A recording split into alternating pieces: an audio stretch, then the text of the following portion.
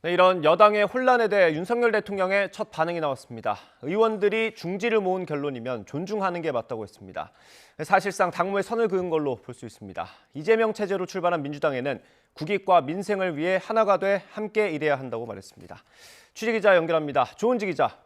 네, 용산 대통령실입니다. 네, 윤 대통령 그동안 당무에 거리 두기를 해왔죠. 오늘 발언도 비슷하게 읽히네요.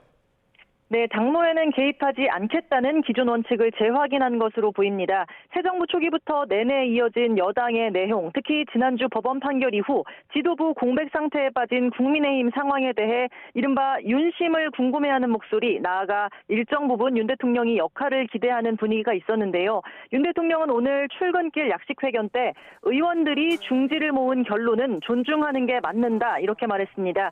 어제 대통령실 고위 관계자가 했던 말, 국회의원은 헌법기관이며 중지를 모아 고심해서 내린 결론에 일이 잘 해결되길 기대한다, 그 이상 할 말이 없다라고 했던 것과 비슷한 맥락입니다. 직접 들어보겠습니다. 우리 당의 의원과 또 우리 당원들이 중지를 모아서 내린 결론이면 그 결론을 존중하는 것이 맞다고 생각하고요. 그리고 충분히 합리적인 또 당과 국가의 장래를 위해서 합당한 그런 결론을 치열한 토론을 통해서 잘 낼 수 있을 거라고 믿습니다. 네, 한편 거대 야당 더불어민주당은 어제 이재명 신임 대표 체제로 새 출발했죠. 협치와 만남에 대한 계획도 물었는데요. 윤 대통령은 야당을 포함해 국회와 함께 일해야 한다고 생각한다면서 여야가 경쟁도 하겠지만 국익과 민생을 위해 하나가 돼야 한다고 강조했습니다. 내일 오전에 이진복 정무수석을 통해 대통령 축하난을 전달할 계획이고요. 애초 오늘 예방을 추진했지만 이 대표가 문재인 전 대통령을 찾는 지방 일정 때문에 하루 늦췄습니다.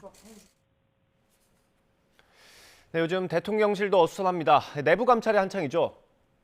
네, 대통령실은 최근 모든 직원에게 업무 기술서를 받는 등 고강도 내부 감찰이 이어지고 있습니다. 추석 전에 비서관급 참모진을 10명 정도 중폭 개편한다는 소식에 피바람이 분다는 등 용산은 다소 뒤숭숭한 표정입니다.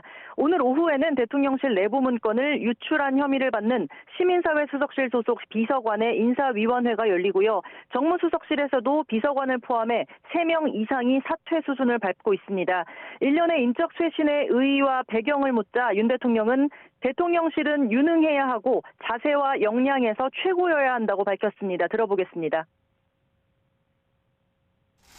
이 대통령실이라고 하는 것은 국민에게 가장 헌신적이고 가장 유능한 그런 집단이 돼야 국민에게 제대로 봉사할 수가 있고 가장 중요한 기관이기 때문에 늘 그런 국가에 대한 헌신적인 자세 그리고 업무 역량 이런 것들이 늘 최고도로 유지돼야 된다고 생각합니다.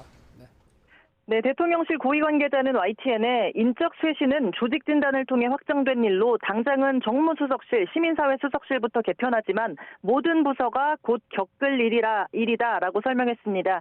또 다른 고위 관계자는 윤 대통령이 과거 국정원 댓글, 국정농단, 조국 사태 등 정권과 맞서는 수사를 거듭하면서 공직자는 평소 업무 능력과 복무 자세, 도덕성에서 흐트러짐이 없어야 한다는 높은 기준이 생겼다고 설명했습니다.